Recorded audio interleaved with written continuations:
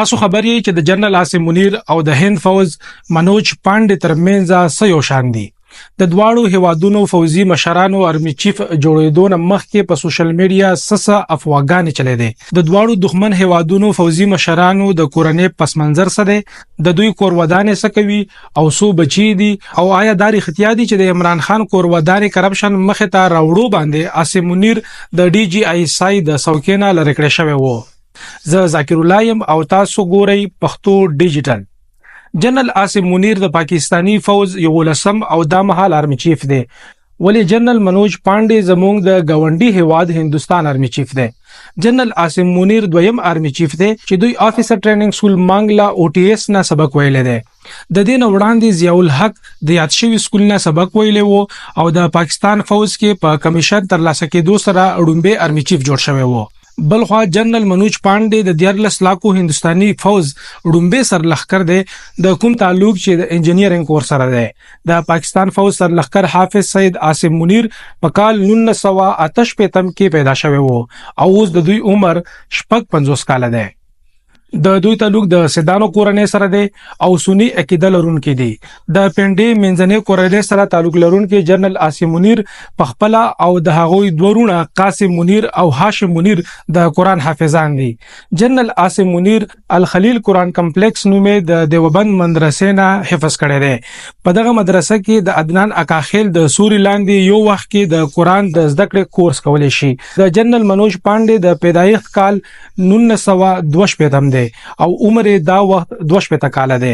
د هغه تعلق د هندستان مهاراشټرا ناگپور ښار سره دی. څنګه چې تاسو ته معلومه ده چې په هندستان کې د ذات پات ته ډېر پاملرنه کیږي، نو پانډه په اصل کې برهمن دی.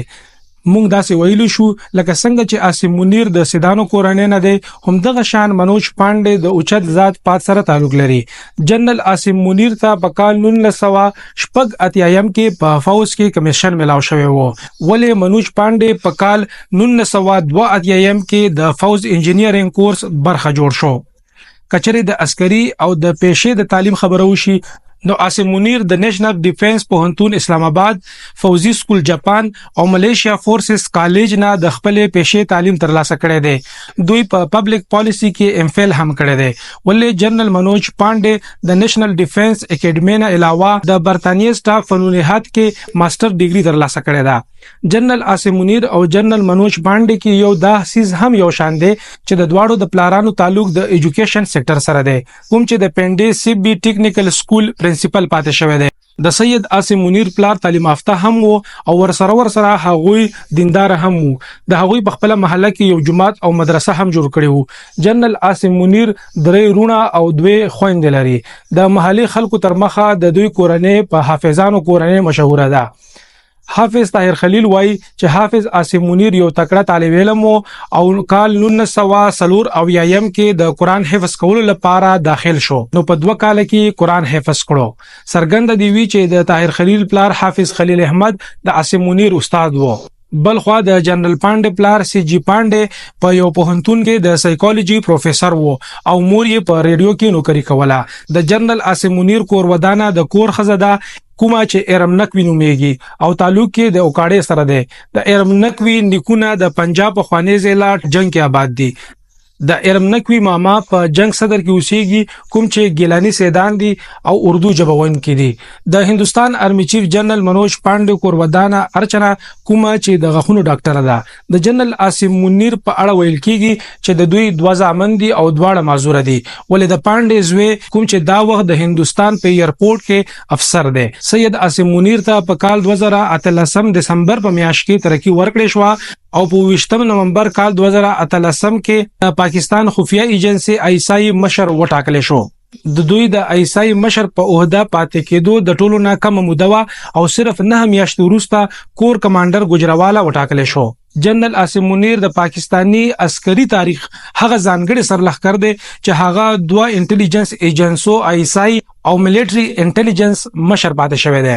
د هندستان فوج سرلښکر جنرال پانډې د آرمي چیف جوړېدو نه مخکې وایس آرمي چیف په څوکۍ کار کولو.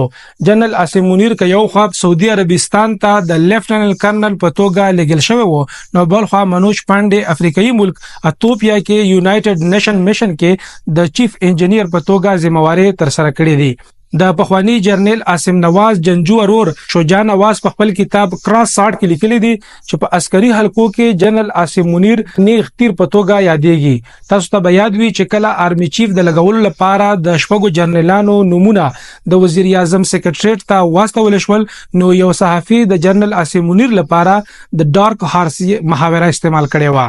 ډارک هارس یو داسې اس ته ویل کیږي کوم چې د اسونو منډه په مقابله کې د هغوی د ګټې تمه نه وي، خو د منډه په وخت تکړه اسونه وروستو پریدي او په اخیره لمحه کې منډه وګټي، د کوم نه چې د چا د ګټې بيخي تمه نه وي. یو نړیواله رساله د ګرافیک تر مخه چې کله جنرال عاصم منیر د آیسای مشر وو او دوی عمران خان ته د دوی د کور ودانې بشرا منیکا په پنجاب کې د بډې رشوتونو په اړه وویل، نو عمران خان د غصې نه سور شو. جنرال عاصم منیر د بشرا ملیکا او د هغوی سره په د کرپشن کې شریک تنانو پر ضد پلټنې کول غوښتل. د دې مضمون تر مخه عمران خان په جون میاشت کال 2019 کې عاصم منیر د آیسای څوکۍ نه لرې کړو او جنرال فیض حمیدی ولګولو. په دې خبره کې څومره حقیقت دی دا لا نه دی څرګند.